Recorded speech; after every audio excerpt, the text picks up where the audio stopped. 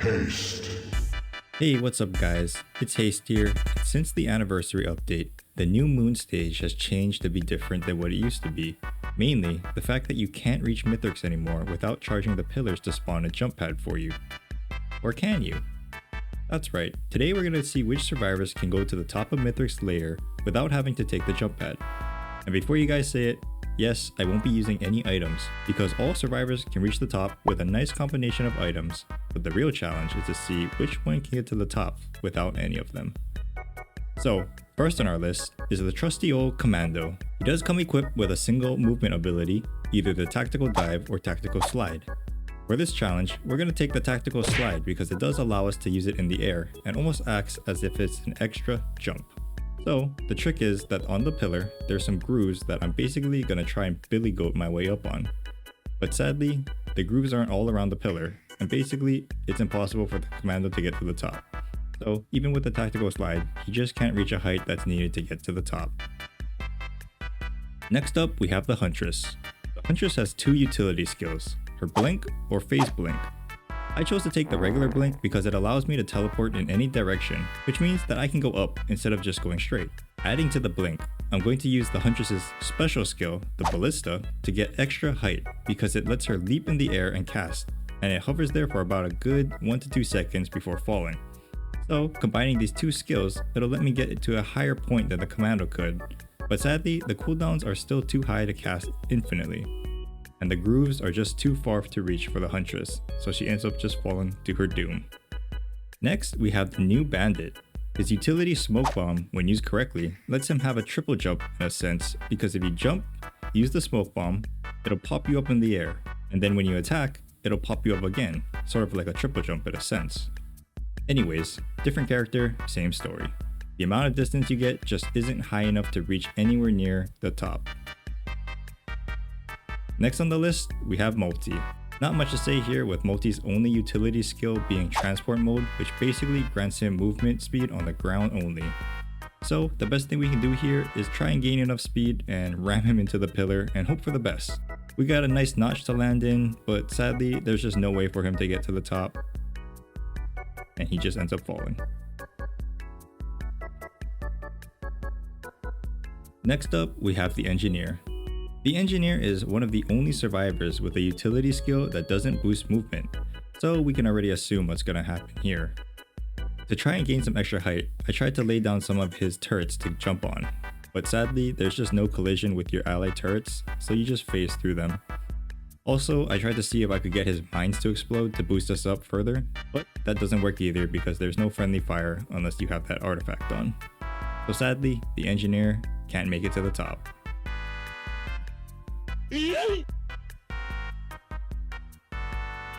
Next is the Artificer. Alright, finally we actually have a survivor that can make it to the top. Yes, with Artificer's utility skill Ion Blast, it sends her up very high, and combining that with her ability to hover in the air, you can just use the Ion Blast, hover, and repeat to get to the top. Yes, it takes a long time. In fact, this gameplay is sped up 500%, and it only took casting 22 Ion Blasts to get to the top. So, if you ever play Artificer and want to get to the top without charging the pillars, you'll just have to do a lot of blasting and gliding.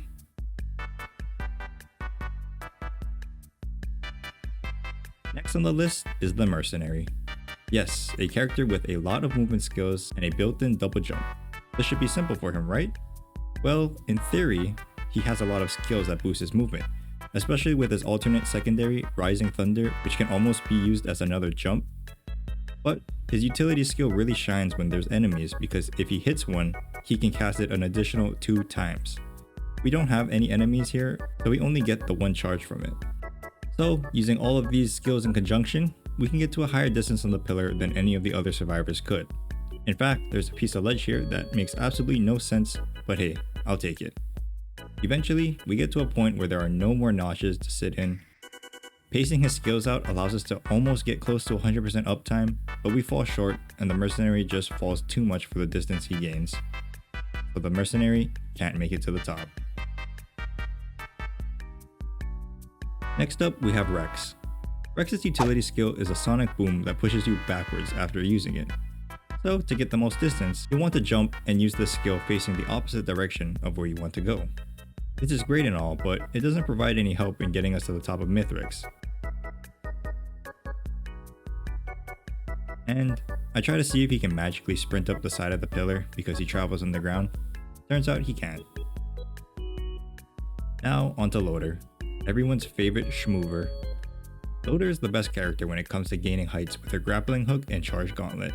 I accidentally had Thunder Gauntlet on for this, which is why my movement is pretty sloppy, but I still made it to the top, which shows that with either one of these skills, she can do it.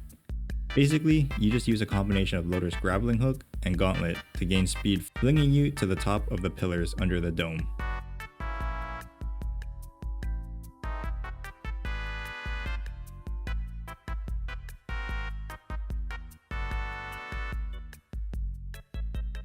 Once you are there, you can run up the side of the branches, and with your pylon, use it to hook your way to the top of Mithrix.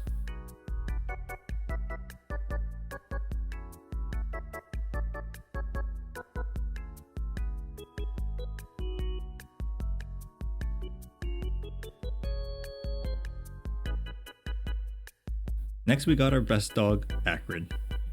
Acrid's utility skill, Caustic Leap, gives him the ability to leap in the air twice since it has 2 charges on it. But as we saw with almost every other survivor, Acrid just doesn't have the skills to give him the height that he needs to reach the top. All he can do is leap on the pillar and hope for the best. So we can leap on the pillar, leap again, but he just falls. Last on the list is the Captain. The Captain is the other character besides the Engineer that doesn't have a movement utility skill. You would think that this would be a hindrance, but surprisingly, it's not. Captain's new utility, Diablo Strike, is a meme skill, but can be used in another way which I do believe the devs totally meant for. So after casting the Diablo Strike, you have to wait 20 seconds for it to come down. When it does, it deals 40,000 damage to all players, including you. So if we get to a nice spot on the map, line it up properly, when the Diablo Strike hits, it'll send us flying straight to the top of Mithrix.